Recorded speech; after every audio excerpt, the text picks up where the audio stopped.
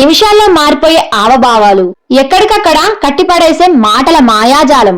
ఏడిపిస్తూ నవ్విస్తాడు, అంతేకాదు తను ఏడుస్తూ కూడా నవ్విస్తాడు. తన సహజ నటనతో అందరి మనసులు దోచుకుంటాడు. తన మాటలతో భయపెట్టి అందరి మనసు మెలిపెడతాడు. అతనే మన కోట శ్రీనివాసరావు గారు, మన తెలుగువారి అభిమాన అగ్రనటుడు. మన తెలుగులో 700కు పైగా సినిమాలు, తమిళంలో 25, కన్నడలో 6, హిందీలో 6, ఇలా అన్ని భాషల్లో మన కోట శ్రీనివాస్ గారు నటించారు. హాస్య నటుడుగా, విలన్ గా, అటు సపోర్టింగ్ క్యారెక్టర్ చేస్తూ ఏ పాత్రలోనైనా ఒదిగిపోయే ఆణిముత్యం మన కోట శ్రీనివాస్ గారు. అలాంటి విలక్షణమైన నటుడు కన్నుమూయడంతో మన టాలీవుడ్ ఇండస్ట్రీ శోక సముద్రంలో ఉంది.